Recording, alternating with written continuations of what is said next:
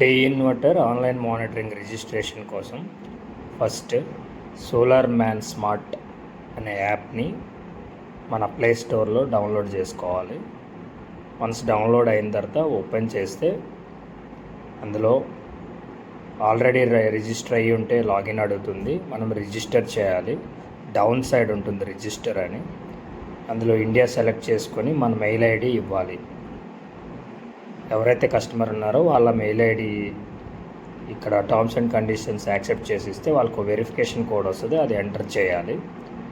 మెయిల్కి వస్తుంది verification code. Once enter చేయగానే ప్లాంట్ అనేది క్రియేట్ అవుతుంది. నెక్స్ట్ ప్రొసీజర్ అంతా సెలెక్ట్ చేసుకుంటూ వెళ్ళాలి. This only feed in to the grid అనే ఆప్షన్ కింద థర్డ్ ఆప్షన్ సెలెక్ట్ చేసుకోవాలి. కెపాసిటీ దగ్గర 3 కిలోవాట్ అయితే 3 కిలోవాట్, 5 కిలోవాట్ అయితే 5 కిలోవాట్ అలా యాడ్ చేసుకోవాలి. సో ఇప్పుడు మనం ప్లాంట్ యాడ్ అయింది. ఇప్పుడు కాన్ఫిగరేషన్ చేయడానికి బిఫోర్ డేటా లాగర్ యాడ్ చేయాలి. స్టార్ట్ అని కొడితే స్కాన్ ద క్యూఆర్ కోడ్ అని అడుగుతుంది. ఇన్వర్టర్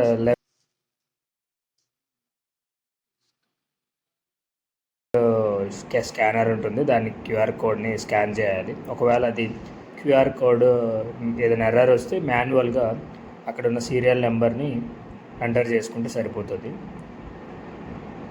వన్స్ ఎంటర్ చేసుకున్న తర్వాత మనం యాడ్ డివైస్ మీద క్లిక్ చేయాలి.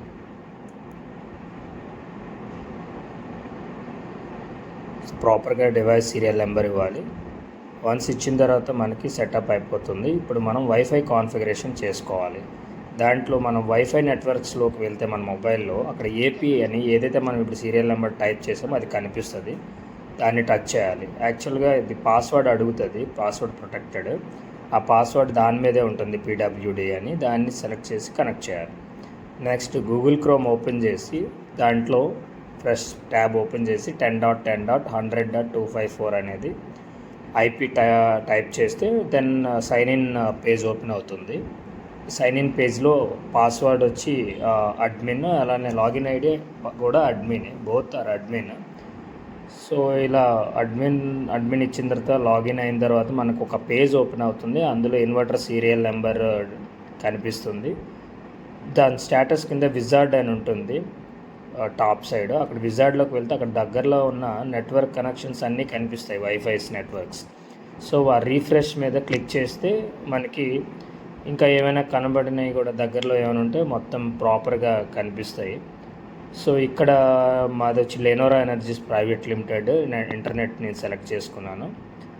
నెక్స్ట్ కొట్టగానే పాస్వర్డ్ అడుగుతుంది. సో నెక్స్ట్ ఆ పాస్వర్డ్ మన ఏదైతే వైఫై రూటర్ కస్టమర్ది ఉందో ఆ రూటర్ పాస్వర్డ్ ఇవ్వాలి. షో పాస్వర్డ్ మీద క్లిక్ చేసి ప్రాపర్గా ఇచ్చామా లేదనేది ఒకసారి చెక్ చేసుకొని ఇంకా నెక్స్ట్ ఓకే అని కొడితే సెట్టింగ్స్ కంప్లీటెడ్ సక్సెస్ఫుల్లీ అని వస్తుంది. సో అగైన్ మనం ఏదైతే ఇందాక పేజ్లో ఆపామో అక్కడికి వెళ్ళాలి.